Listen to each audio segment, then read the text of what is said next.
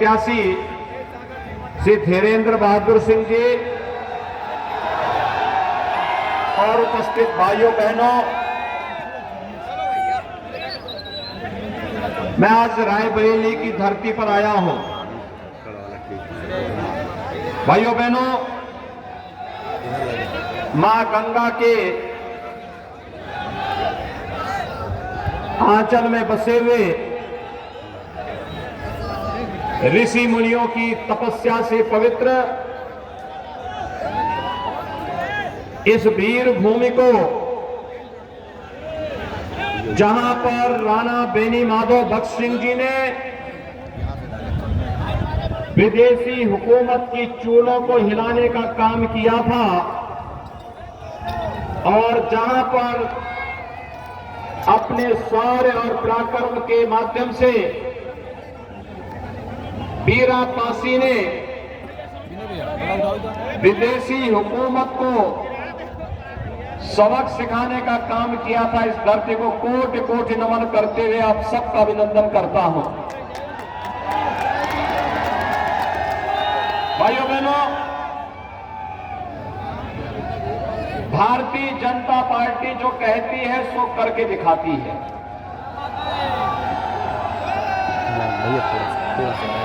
हमने कहा था कि अयोध्या में भगवान राम के भव्य मंदिर के निर्माण का मार्ग प्रशस्त करेंगे। कहा था, हो गया ना। अयोध्या में भगवान राम का भव्य मंदिर के निर्माण का कार्य हो रहा है ना। कोई संदेह है? क्या ये काम कांग्रेस कर पाती? क्या ये काम सिपाही के चाचा भतीजा कर पाते? और क्या ये काम दिल्ली के भाई बहन कर पाते? क्या ये काम बहन जी कर पाती? ये काम भारतीय जनता पार्टी ने कहा था सो करके दिखाया। भाइयों बहनों, 2017 के पहले प्रदेश में बड़े पैमाने पर दंगे होते थे। दंगे होते थे ना। समाजवादी पार्टी की सरकार के समय 700 से अधिक दंगे हुए। बहुजन समाजवादी पार्टी की सरकार के समय 364 दंगे हुए। सैकड़ों लोग मारे जाते थे। महीनों कर्फ्यू लगा रहता था। भारी पैमाने पे व्यापारिक प्रतिष्ठानों को नुकसान पहुंचता था और दंगा पीड़ित जब कभी शिकायत करने के लिए जाते थे तो उल्टा उन्हीं पर मुकदमे दर्ज कर दिए जाते थे। 2017 के बाद कोई दंगा हुआ? प्रदेश में कोई दंगा करने का दुस्साहस कर पाएगा? क्योंकि हर दंगाई को मालूम है कि दंगा करेंगे तो फिर उसके बाद आने वाली कई पीढ़ियां दंगों की प्रतिपूर्ति करते करते थक जाएगी, लेकिन नहीं हो पाएगा और चौराहे चौराहे पे पोस्टर अलग से चिपक जाएंगे। भाइयों बहनों, 2017 के पहले दंगे होते थे, कर्फ्यू लगता था, बेटियां स्कूल नहीं जा पाती थी, महिलाएं बाजार नहीं जा पाती थी। जब 2017 में सरकार बनी थी, याद करिए, भारतीय जनता पार्टी की डबल इंजन की सरकार ने पहली घोषणा की थी अन्नदाता किसानों की कर्ज माफी का। प्रदेश के 86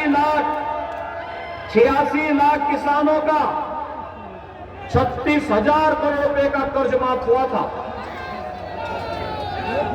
और अगर मैं रायबरेली की बात करूं तो रायबरेली के अंदर 81,700 से अधिक किसानों का कर्ज माफ हुआ था।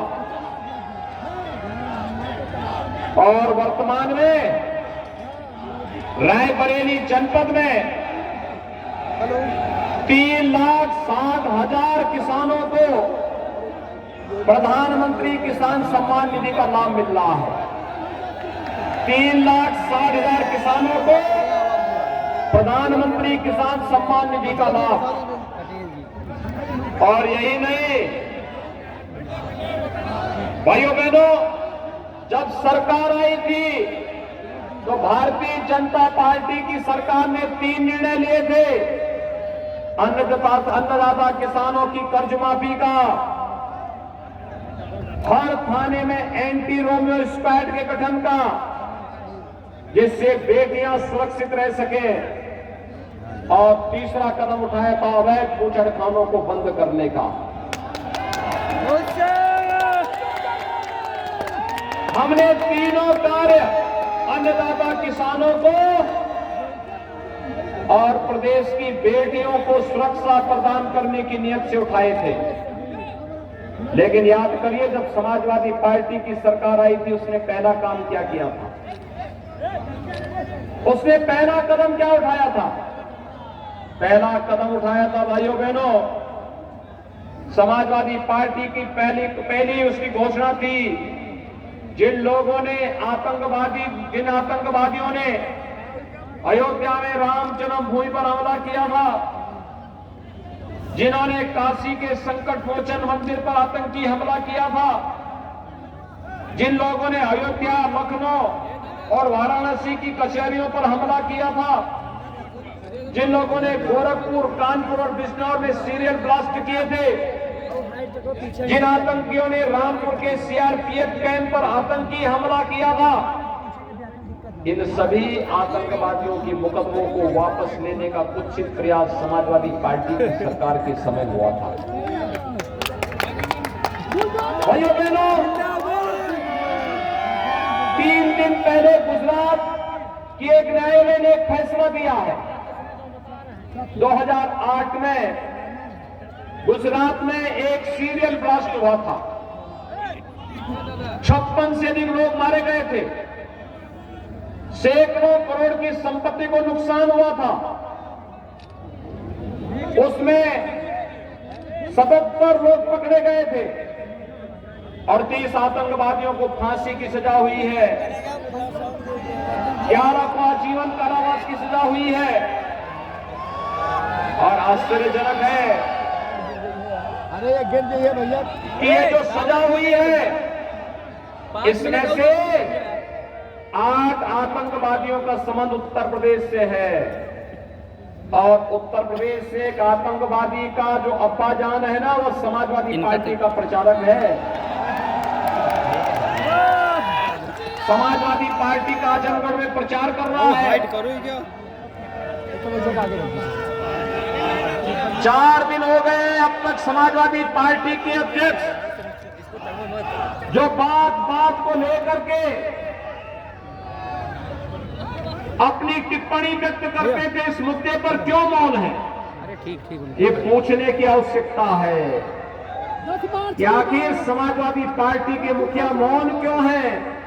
क्या वह राजनीति के लिए समाज की सुरक्षा और राष्ट्र की सुरक्षा के साथ खिलवाड़ करने का कोई दुस्साहसिक कृत्य तो नहीं कर रहे हैं? और उन्होंने यही किया। और इसलिए भाइयों बहनों, आज मैं आपके पास आया हूं आपसे पूछने के लिए, समाजवादी पार्टी से पूछिए कि आखिर उसके लिए देश की सुरक्षा महत्वपूर्ण है या वोट बैंक महत्वपूर्ण है? और भाइयों बहनों, इससे बड़ा पाप दूसरा हो ही नहीं सकता कि हम राष्ट्र की कीमत पर राजनीति करें। राष्ट्र की कीमत पर राजनीति नहीं हो सकती, लेकिन समाजवादी पार्टी और कुछ दल राष्ट्र की कीमत पर राजनीति कर रहे हैं। और इसलिए भाइयों बहनों, मैं आप सबका आह्वान करने के लिए आया हूं। एक तरफ सबको सुरक्षा और सबको सम्मान का वायदा करने वाली भारतीय जनता पार्टी है और उसको धरती पर उतारने वाली भारतीय जनता पार्टी है, और दूसरी तरफ आपकी सुरक्षा के साथ, समाज की सुरक्षा के साथ देश की सुरक्षा के साथ विश्वासघात करने वाली समाजवादी पार्टी कांग्रेस और बहुजन समाजवादी पार्टी है। मैं आपका आह्वान करने के लिए आया हूं कि भाइयों बहनों, समाज और राष्ट्र की सुरक्षा के साथ खिलवाड़ करने वाले इन तत्वों को किसी भी स्थिति में बर्दाश्त नहीं किए जाने की आवश्यकता है। और चुनाव एक अवसर होता है जब हम अपने वोट की चोट से हर प्रकार के समाज विरोधी राष्ट्रद्रोही तत्वों को मुंहतोड़ जवाब दें। आज इसी के लिए मैं आपके पास सरेनी में आया हूं। आपने पिछली बार भारतीय जनता पार्टी की सरकार बनाने में योगदान दिया। श्री धीरेन्द्र बहादुर सिंह को भारी बहुमत से विजयी बना करके विधायक बना के भेजा था। और भाइयों बहनों, सरकार बनी और सरकार बनने के बाद आपने देखा होगा, सरकार बनने के बाद भारतीय जनता पार्टी नेतृत्व की सरकार बनी। सरकार बनने के बाद सरकार के निर्णय भी उसी प्रकार से होते रहे। याद करिए, पर्व और त्योहार शांतिपूर्ण तरीके से मनाए गए, कोई भेदभाव नहीं हुआ। पहले तो बिजली की भी जाति और मजहब हुआ करता था। होली और दीपावली रहेगी तो बिजली नहीं आएगी, ईद और मुहर्रम रहेगी तो बिजली आएगी। अब तो बिजली मिल रही है कि नहीं मिल रही है? बिजली आ रही है। बिजली के मामले में कोई भेदभाव तो नहीं है ना? लेकिन 2017 के पहले बिजली मिलती थी क्या? तो जो लोग बिजली नहीं दे पाते थे, क्या ये फ्री में बिजली देंगे? भाइयों बहनों, वर्तमान में पूरी दुनिया कोरोना महामारी का सामना कर रही है। कोरोना से लाखों लोगों की मौत हुई है दुनिया में। और भाइयों बहनों, कोरोना कालखंड में आपने देखा होगा, प्रधानमंत्री मोदी जी के नेतृत्व में जीवन को भी और जीविका को बचाने के लिए जो कार्य हुए, फ्री में टेस्ट, फ्री में उपचार, फ्री में वैक्सीन, सबको वैक्सीन। आप सबने वैक्सीन ली है या नहीं ली है? सबने ले ली है। धन्यवाद आपको, क्योंकि कोरोना वैक्सीन कोरोना के खिलाफ देश की लड़ाई का प्रतीक है। कोरोना हारेगा, देश जीतेगा, इस संकल्प के साथ हमने लड़ाई प्रारंभ की थी। आपने वैक्सीन ली। कोरोना की तीसरी वेव कब आई, कब चली गई, कोई पता नहीं। आप इस बात को मानते हैं ना? तीसरी वेव समाप्त हो गई ना? जो लोग कोरोना के खिलाफ दुष्प्रचार करते थे, वैक्सीन के खिलाफ दुष्प्रचार करते थे, कि भाइयों बहनों कहते थे, वे लोग कहते थे ये तो मोदी वैक्सीन है, ये बीजेपी वैक्सीन है, हम नहीं लेंगे, नहीं लेना चाहिए। आज उनको अपने वोट से जोरदार तमाचा मारेंगे। वोट की चोट को इतना मजबूती के साथ मारिए। आज उनको बताइए कि मोदी वैक्सीन और ये बीजेपी वैक्सीन ने जान बचाई है, तो वोट भी मोदी जी को और वोट भी बीजेपी को जाएगा। बोलेंगे। और यही कहने के लिए भाइयों बहनों में आया हूं, डबल इंजन की सरकार है तो डबल डोज राशन का भी मिल ही रहा होगा। राशन मिल रहा है कि नहीं मिल रहा है? 17 के पहले राशन मिलता था, इस 17 के बाद मिलना प्रारंभ हुआ ना। और कोरोना कालखंड में तो फ्री में। भाइयों बहनों, पहले ये बिजली का पैसा, राशन का पैसा, दवा का पैसा, वैक्सीन का पैसा, या फिर जो विकास के कार्य हो रहे हैं, कहीं एम्स बन रहा है, कहीं मेडिकल कॉलेज बन रहा है, कहीं आईटीआई, कहीं पॉलिटेक्निक, कहीं डिग्री कॉलेज, कहीं गरीबों के लिए आवास। अकेले रायबरेली में 50,000 गरीबों को एक एक मकान मिला। रायबरेली कभी भी वीवीआईपी सीट मानी जाती थी। पूछने की आवश्यकता है दिल्ली वाले भाई बहन से, कि आजादी के बाद क्या कर रहे थे, आगे गरीबों को मकान नहीं दे पाए थे। जब डबल इंजन की सरकार आई तब 50,000 गरीबों को एक एक आवास मिल पाया। यहां पर 2,34,800 से अधिक गरीबों को तब शौचालय मिल पाया। और आज तो हम लोग यहाँ के युवाओं को टैबलेट और स्मार्टफोन भी देने जा रहे हैं। प्रदेश के अंदर 1 करोड़ नौजवानों को टैबलेट और स्मार्टफोन। भाइयों बहनों, ये टैबलेट और स्मार्टफोन हमारे युवाओं को स्मार्ट बनाएगा। कोरोना हो या कोई बीमारी, ऑनलाइन एग्जामिनेशन, तुम कहाँ पहुंचे? ऑनलाइन एजुकेशन, ऑनलाइन कंपटीशन के लिए, प्रिपरेशन के लिए भी वह स्मार्टफोन और टैबलेट आपकी मदद करेगा। समाजवादी पार्टी ने चुनाव आयोग से शिकायत किया है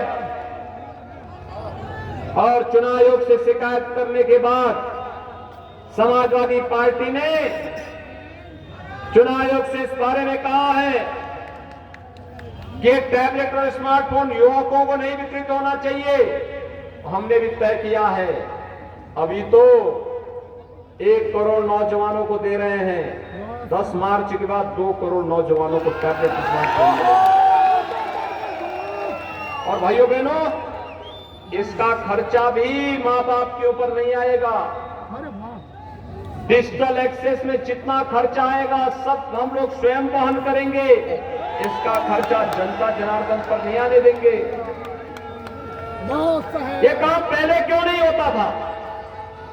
क्योंकि पहले सरकारों की नीयत साफ नहीं थी और नहीं थी, इसलिए वे लोग गरीबों का अन्न हड़प लेते थे, बिजली का पैसा हड़प लेते थे, गरीबों का मकान हड़प लेते थे, मेडिकल कॉलेज और विकास की योजनाओं में डकैती डालते थे।